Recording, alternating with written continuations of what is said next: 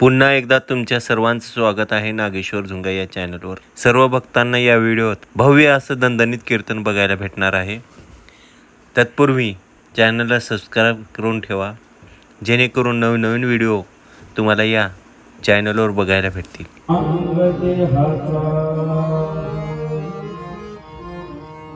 नाम चांग फुटे पांग देहाचा। ओम नमः सदाशिवा ओम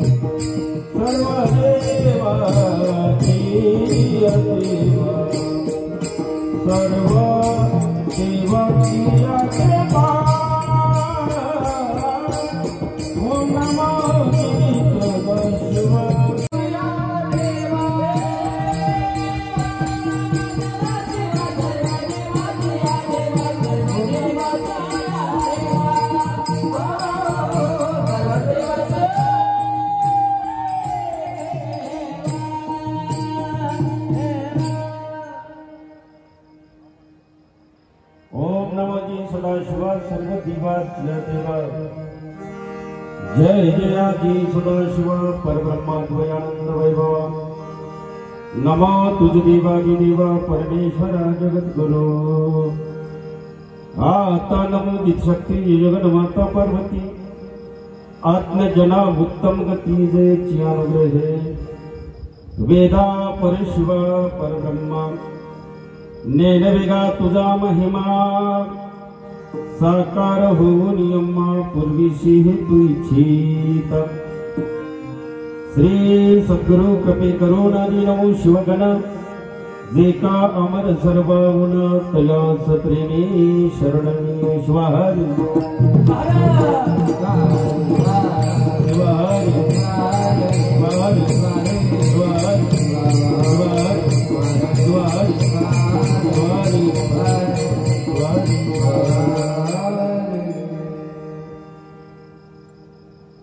नाम सार तरती पार भव सिंधू। नाम चांग फिटे पंग देहाचा। नाम चांग फिटे पंग देहाचा। चैतन्य प्रशाश्वतं शान्तं योमातीतं निरञ्जनं नादि बिन्दुकलातीतं तस्मै श्रीगुरुवे नमः। अखंड भूमण्डलाकार व्याप्त येन चराचरं तत्पदं दर्शितं येनं तस्मै श्रीगुरुवे नमः। त्रैलोक्य संपदारेक्य समलेखन भित्तये सच्चिदानंद रूपाय शिवाय ब्रह्मणे नमः। यामाहुत सर्वलोकानां प्रकृतिं शास्त्रपारग। तां धर्मचारिणी शम्भो प्रणमामि परं शिवम्। शंभो प्रणमामि परम शिवं। पंचाननमुखभूतानां पंचाक्षरमणोपमान्। पंचशत्रुकृतवन्दे पंचाचार्यान् जगद्गुरु। नागेन्द्रहराय त्रिलोचनाय भस्मांगरागाय महेश्वराय। नित्याय शुद्धाय दिगंबराय तस्मै नकाराय नमः शिवाय। अनंत कोटी ब्रह्मांडाचा मालक शाश्वत वैभवाचा स्वामी विश्वाचे विश्व चैतन्य दयाघन करुणानिधी पार्वतीपती आशुतोष शुक्रभूच्या हृदय मंदिरामध्ये प्रत्येकाच्या अंतःकरणामध्ये तेवत असलेले त्या दिव्य स्वरूप ज्योतीला अनंत अनंत प्रणिपात करून भगवान शिवाच्या पंचमुखापासून उत्पन्न झालेल्या रेणुकादेवी पंचाचार्य महाराज प्रमथादिगण 12व्या शतकातील थोर क्रांतिकारक क्रांतीसूर्य समता नायक विश्वगुरु युग प्रवर्तक महात्मा बसवांना बसवादी शरण यांच्याही पवित्र पावन चरणी नतमस्तक हो. 16व्या शतकातील थोर संत स्वानंद सुखनिवासी समाधी राजे शिवयोगी संत शिरोमणी मन्मथ माऊली माऊलीच्या पवित्र अशा संजीवन समाधीचं दर्शन घेऊन प्रत्यक्ष मन्मथ माऊलीचा अवतार पदवाक्य पारवार पारदृष्टी युग प्रवर्तक वसुंधरा रत्न राष्ट्रसंत सद्गुरु डॉक्टर शिवलिंग शिवाचार्य गुरु माऊलीच्या पवित्र पावन चरणी अंतकरणामध्ये विनम्र भाव समर्पित करून या देहाचे गुरु शिवाईचे लिंगाचे शास्त्रधर्मी शिवाचार्य रत्न वेदांत सूर्य सद्गुरु निरंजन शिवाचार्य महाराज हिरेवाटे संस्थान औसा यांच्याही पवित्र पावन चरणी नतमस्तक होऊन आजच्या या पवित्र पावन पवित्र स्थळी श्री गुरु हौदी स्वामी यांच्या मंदिराच्या स्वर्ण कलशारोहणाच्या निमित्तानं जगद्गुरु पंचाचार्यांच्या उपस्थित होणारा हा धर्म समाज कलशारोहण सोहळा आणि ज्यांच्या पवित्र कृपाछायेखाली त्यांच्या मार्गदर्शनाखाली त्यांच्या कृपा आशीर्वादाने अखंड शिवनाम सप्ताह ग्रंथराज परमर्ष पारायण सोहळा आणि त्यामध्ये वैशिष्ट्य असं आहे की जवळपास 5051 लोक त्या पारायणाला बसण्याचा संकल्प आहे. आज जरी पहिला दिवस असेल तर उद्यापासून मात्र निश्चित हा आकडा पुढे जाण्याची शक्यता आहे. अर्थात तो जाईलच.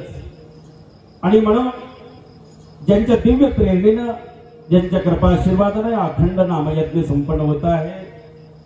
श्री गुरु हौदी स्वामी यांच्या या मळ्यामध्ये सुंदर असा चालत असलेला हा अखंड नामयज्ञ सप्ताह पूजनीय गुरुवर्य शतस्त्र ब्रह्मी आठ सद्गुरु शंभुलिंग शिवाचार्य गुरुमाऊली हौदी स्वामी मठ संस्थान यांच्या पवित्र चरणी नतमस्तक होतो. उपस्थित आज या सप्त्याला प्रारंभ झालेला आहे आणि म्हणून इथं पंचाचार्य कलश पूजन असेल. आजचा पहिला दिवसात उपस्थित सर्व संप्रदायातील शिवाचार्यगण यामध्ये शिवानंद पाळकर महाराज असतील, मुखेडकर महाराज असतील, संगन बसव शिवाचार्य निलंगेकर असतील तथा अन्य शिवाचार्यगण सर्वांच्या पवित्र पावन चरणी नतमस्तक होतो. ज्यांच्या दिव्य प्रेरणेने ज्याच्या नेतृत्वामध्ये अखंड नामयज्ञ चालत आहे असे शिवभक्तीपरायण शिवराजप्पा नामंदी गुरुजी असतील, शिवभक्तीपरायण हैबतपुरी अण्णा असतील, शिवभक्तीपरायण तानाजी पाटील महाराज असतील, सूर्यकांत पाटील असतील किंवा त्यांचा सर्व समूह किंवा या संयोजन समितीचे सर्व पदाधिकारी, मी आता ह्या ठिकाणी नावं घेत बसणार नाही. संयोजन समितीचे सर्व पदाधिकारी, ज्येष्ठ कीर्तनकार, प्रवचनकार, गायक वादक मंडळी सर्वांच्या चरणी नतमस्तक होतो. त्यानंतर उपस्थित बरेचसे संप्रदायातील कीर्तनकार, प्रवचनकार, गायक, गुणीजन मंडळी उपस्थित आहेत, वादक मंडळी उपस्थित आहेत. त्यामध्ये सुंदर या ठिकाणी संप्रदायाची सेवा केलेले वीरशैव लिंगायताचं भूषण सुरमणी आमचे परमश्री रविराज उर्फ सोमनाथजी किडिले उपस्थित आहेत, त्यांच्या चरणी नतमस्तक होतो. त्यानंतर उपस्थित गायनाचार्य हौदी पन्नासे असतील, आमचे विष्णुकांतजी घोरे असतील, हारुताई सुतार असतील किंवा त्यांचे सर्व टीम असेल. उपस्थित या कीर्तनवृत्ती सेवेसाठी संप्रदायातील ज्येष्ठ कीर्तनकार शिवलिंग पाटील असतील, सूर्यकांत पाटील असतील, तानाजी पाटील असतील, बरेचसे मला परिचित आहेत, काही अपरिचित असतील. आमचे बाबूअण्णा धोळशेट्टी असतील, शिवभक्तपरायण महिलांमध्ये आमच्या अनिताताई हैबतपुरी असतील. उपस्थित बरेचसे मला अपरिचित परंतु महिला भजनी मंडळ, पुरुष भजनी मंडळ, विनेकरी, पहारेकरी, नाही का मला काळकरी, माळकरी, परमरस पारायण वाचक, आजचे अन्नदाते. त्यानंतर इथं प्रत्येक सेवा करत असणारे सर्व सेवाभाव समजून उपस्थित सर्व शिवभक्तगण, उदगीर नगरीतील सर्व समाजातील संप्रदायातील ज्येष्ठ मंडळी, मार्गदर्शक मंडळी, ज्ञानव्रत, तपोव्रत, माता भगिनी, आमचे बसवराजांना बेळे असतील, मगाशी मला बोलून गेलेले आमचे नामंदी गुरुजी असतील, सगळी मंडळी, बरेचसे नाव आहे, सर्वांच्या चरणी नतमस्तक होतो. पंचक्रोशीतील सर्व महिला भजनी मंडळ, पुरुष भजनी मंडळ, आमचे हवगीजी पन्नासे, सर्व गायनाचार्य, विनेकरी, पाहेकरी, माझा आवाज द्विगुणित करणारी सुंदर सिस्टीम, कारण आमचं सगळं भांडवल तुमच्यावर आहे. थोडस 1.5-2 तास आमच्याकडे विशेष लक्ष असावं असं प्रार्थना आहे. कारण मी नेहमी सांगत आलो, विनोदानं रवी सर, माणसाला माणसाची केलेली माती 3 दिवसाला सापडत, पण सिस्टीमवाल्यांनी केलेली अजून तर कुणाला सापडली नाही. म्हणून थोडस तुमच्याकडे आमची नम्र प्रार्थना आहे. सगळ्याची सिस्टीम जरा पहिला दिवस आहे, एक आज उद्घाटनाचा दिवस आहे, आणि म्हणून थोडस सुंदर नियोजनाकडे लक्ष द्या. सर्वांच्या चरणी नतमस्तक होऊन ते अनंत कोटी ब्रह्मांड नायक भगवान शिवाचं नाव घेऊन आपण कीर्तनाला सुरुवात करू. तुझे नाम रे देवोनी, देवोनी, तुझे नाम रे देवोनी, देवोनी, तुझे नाम रे देवोनी, तुझे नाम रे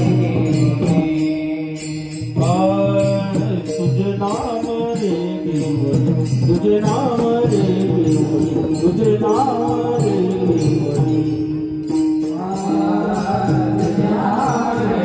देवोनी,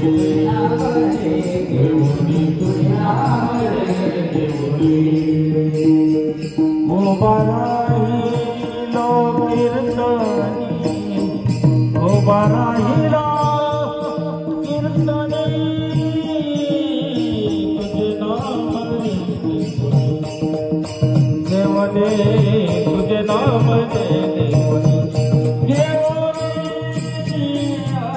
तुझे नाम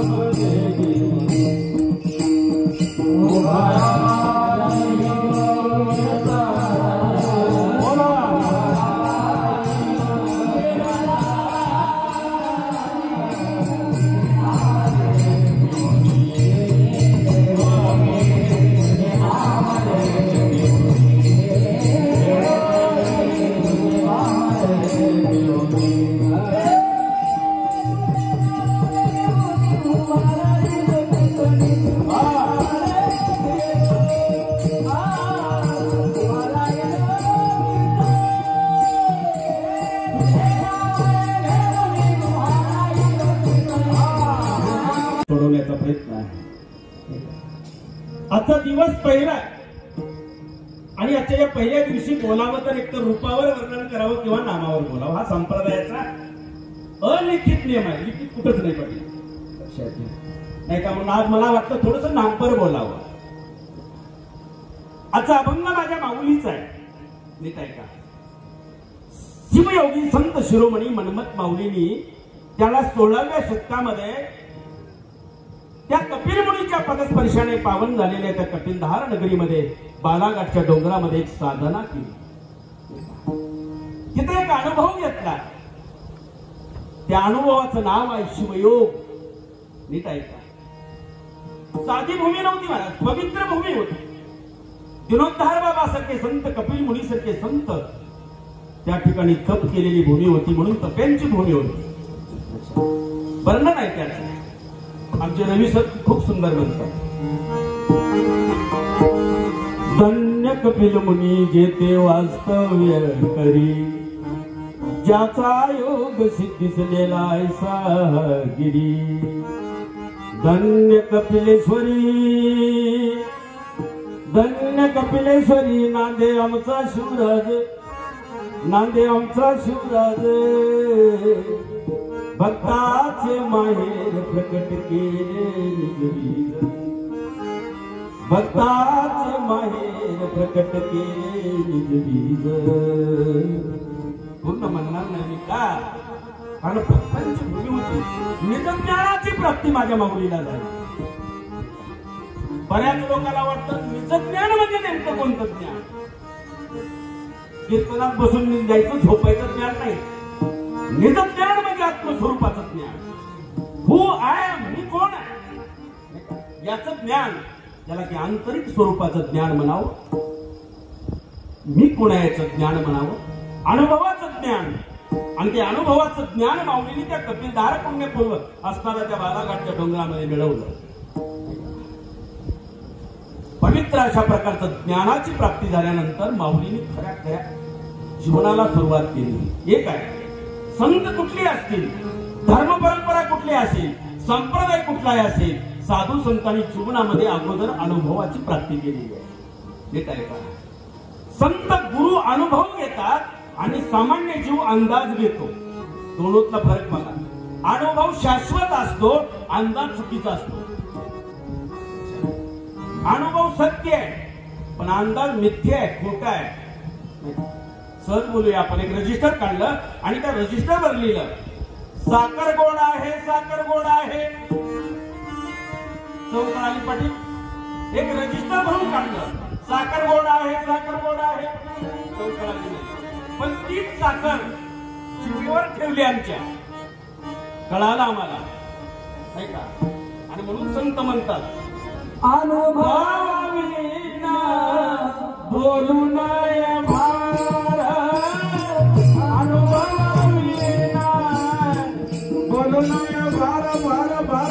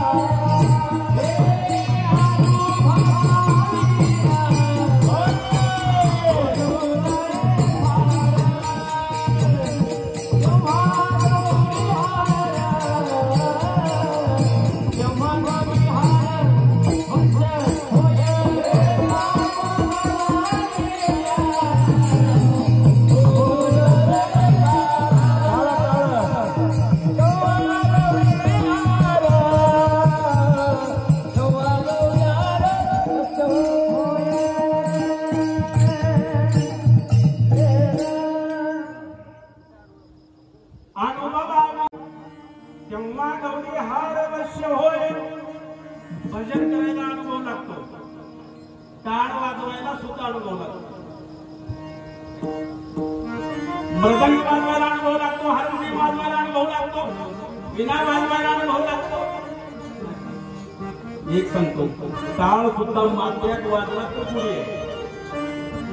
त्याला प्रत्येक गोष्टीला अनुभव आहे. व्यापार करायचा आहे, अनुभव लागतो. शेती करायची आहे, अनुभव लागतो. कीर्तन करायचे आहे, अनुभव लागतो. प्रवचन करायचं आहे, अनुभव लागतो. लक्षात घ्या, प्रत्येक गोष्टीचा अनुभव आहे. आणि पुढे काय, अनुभव ज्यावेळेस सत्यात उतरेल, अनुभूतीत येईल, त्यावेळेस अनुभवाचं खऱ्या अर्थानं चीज झालं म्हणतो. संताकडे एक अनुभव आहे आणि तो अनुभव असा होता की त्या अनुभवामध्ये मिथ्यापण नव्हतं, असत्यपणा नव्हता, चूक नव्हती. कारण ते घेतलेला जीवनातला खऱ्या अर्थानं द्रष्टा अनुभव होता. मी माऊलीचा अनुभव सांगतोय. आणि माऊलीनं अनुभव घेतल्यामुळं सगळं एवढं मोठं कार्य दिसतं आज आम्हाला. आम्ही पाहतो आरती शिवराजामध्ये, आरती शिवराजा मनुमत स्वामी महाराज, वेदांताचे सार मुख्य पेरियले विद, आरती शिवराजा मन्मथ स्वामी महाराजा अनुभविले ज्ञान आनंद शिवदास प्रत्येक गोष्ट अनुभवातून आणि ज्ञानातून येते. एक आहे अनुभव आला की अज्ञान संपत, अज्ञान संपलं की जीवनामधलं दुःख संपत आणि दुःख संपलं की आनंद आणि सुखाची प्राप्ती होते.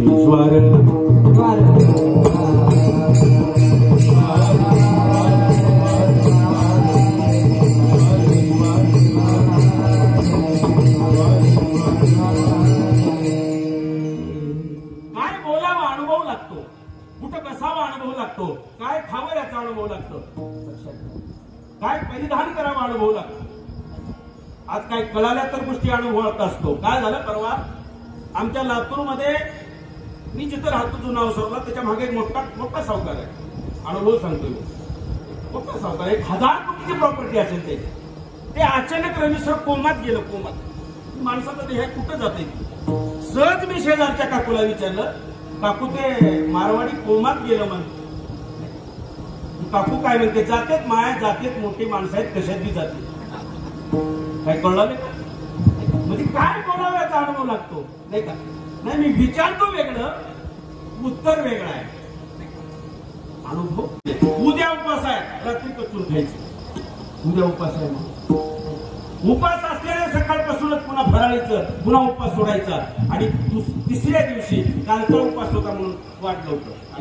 हे तप आम्हाला जमलं.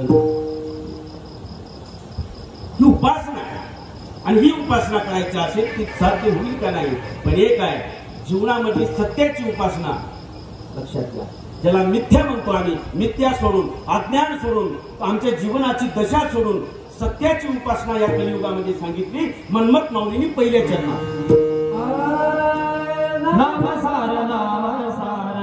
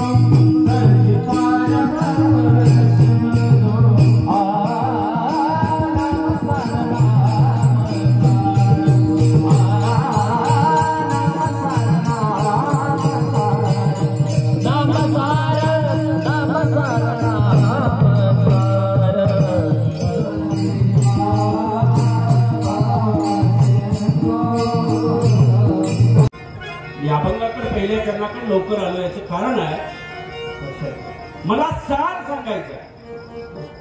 मन्मथ माऊलींनी जगातलं सार सांगितलं. सार म्हणजे सत्य. मग जगात सत्य काय आहे मग थोडं थोडं बघत चालूया आपण. काही पदार्थ आहेत असे आता आम्ही खारी खातो मग थोडं बघत चला मी भावार्थ कळतो त्याचा. खारी खात असताना वरलं जे टर्पल आहे ते सार आहे आणि मधली आठवणी असणार आहे. बोलत चला कळतो.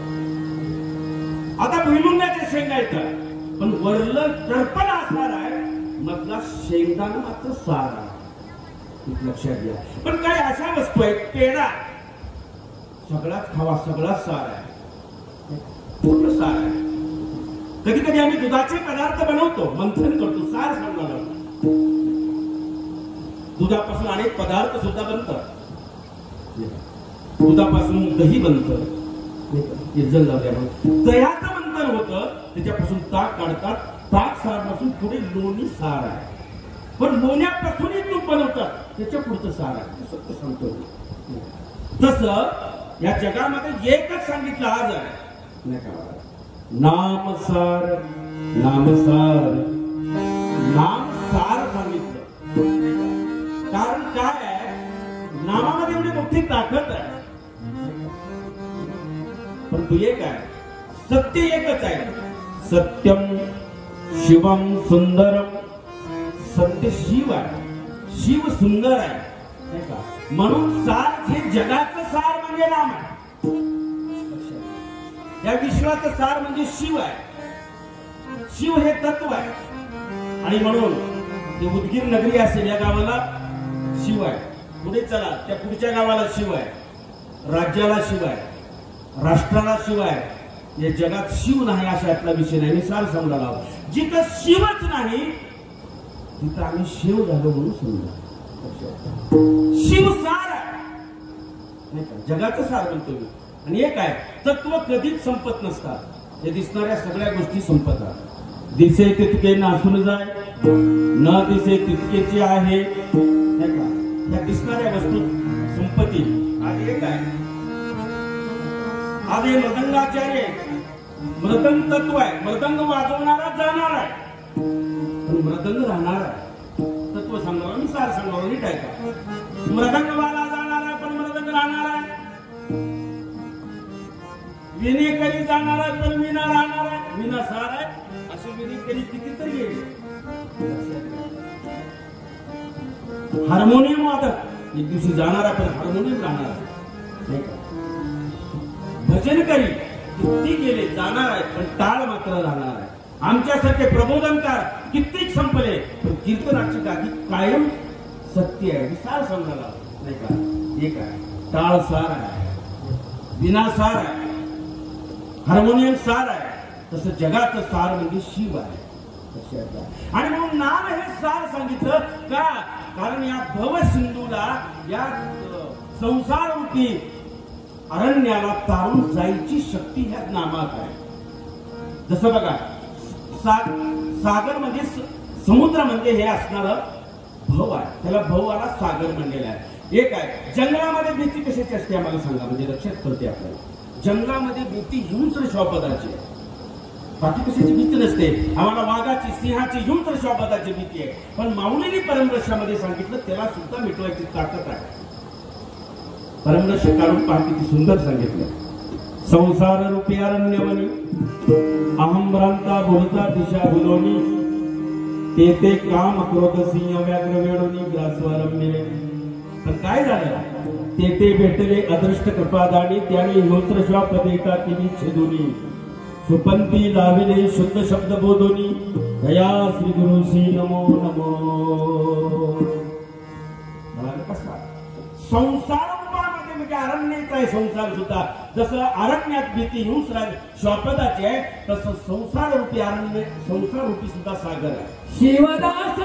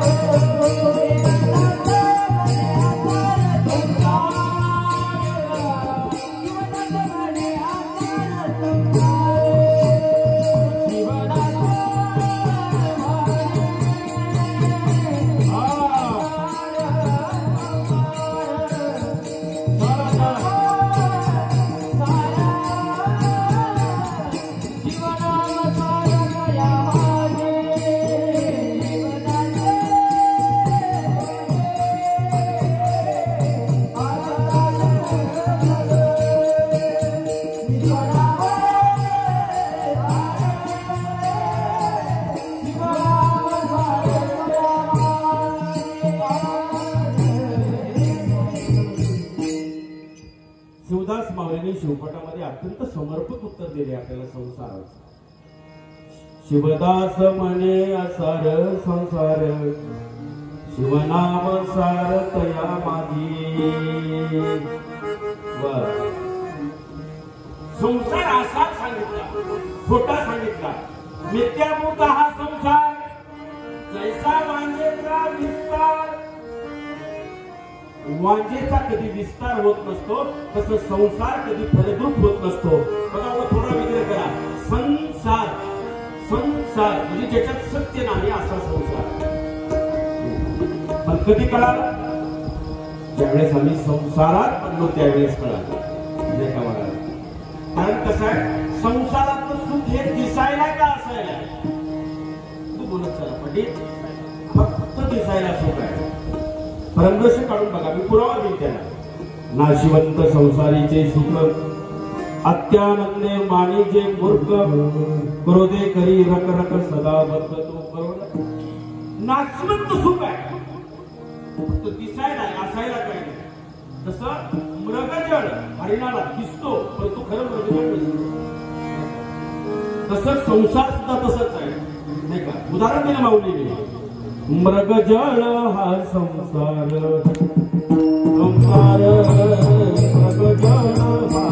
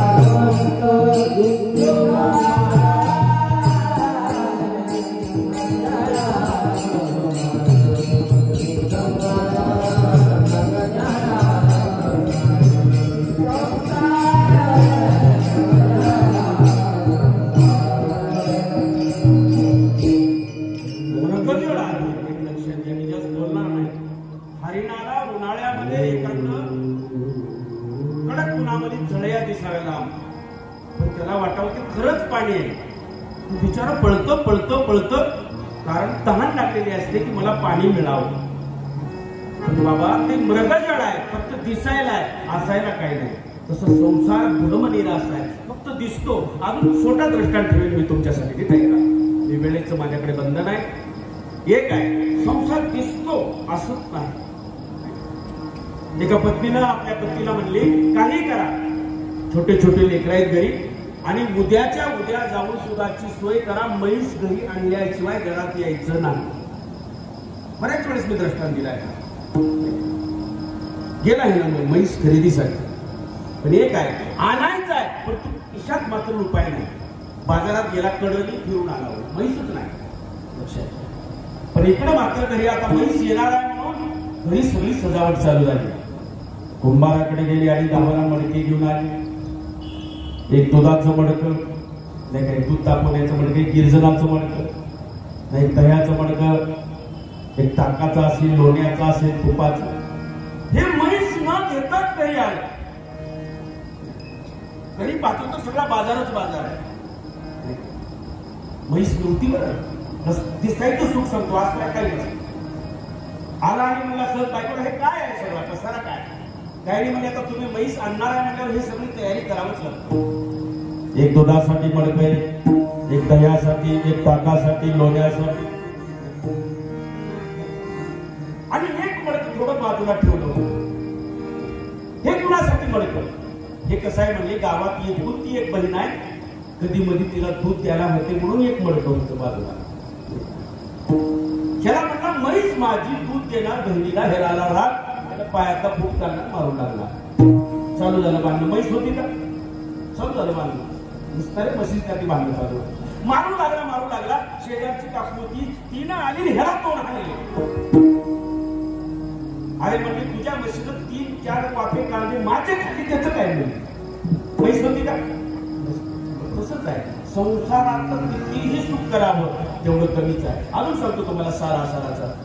पूर्वीचा काळ होता, सोप्यामध्ये सगळे एकत्र कुटुंब पद्धती होती आणि एक 10-12, 8-8 जण तर एकाच वाटणामध्ये झोपायचे. एक जुन्या काळात होती. आता जाऊ म्हातारी काय करायची, सगळे झोपली की एक गोंधळ टाकायची अंगावर. झोपताना काय वाटायचं नाही, नीट आहे. पण ज्यावेळेस 4-5च्या नंतर थंडी चालू होते ना, जे कडलातून जे होते ते वाकड पडण्यात बेजार राहायचे लोक. मग त्याला काही त्रास नव्हता, नीट आहे. ते थोडंसं माझ्याकडे खेचायचं, ते शेवटच्या पर्यंत माझ्याकडे खेचायचं, मग ते निवांत राहायचे. एक 5-6 लोक. मग त्या दोन्हीच्या वडण्यामध्ये काय व्हायची, वाकड फाटायची. नीट लक्षात, वाकड फाटायची आणि मग दुसऱ्या दिवशी आजीला अजून म्हातारीला ती वाकड शिवावं लागायची. पैसा नव्हता, जुना काळ होता. मग आज दुसऱ्या दिवशी टाकायची, तिसऱ्या दिवशी अजून फाटलेली जायची. कळलं का? आम्ही कितीही टाकू द्या, जे फाटत आहे असत्य आहे, त्याचं नाव संसार आहे.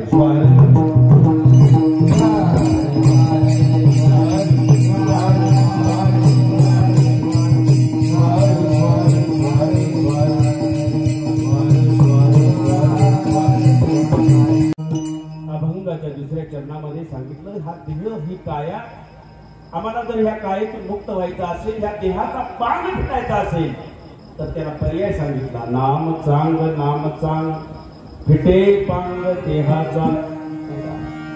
आमच्या देहाचा पांग कधी फिटतो? काय लोक म्हणाले वांग आलं की पांग फिटतो. त्या वांगाचा त्या शरीराचा काय संबंध? आमचा जर पांग फिटायचा असेल, या देहाचा जर पांग फिटायचा असेल तर एक सांगितलं, देह शुद्ध होणं गरजेचं आहे. माणसं बाहेरून शुद्ध झाले, आतून तसेच आहे. ज्यावेळेस अंतर्बाह्य आम्ही स्वच्छ होईल त्यावेळेस देहाचा पांग फिटेल. काय लोक तीर्थयात्रेला जातात, काय 3 दाम 4 दाम, काय बोलू नका, जातात त्या तीर्थयात्रेमध्ये आंघोळ करतात, पटकन बुडतात.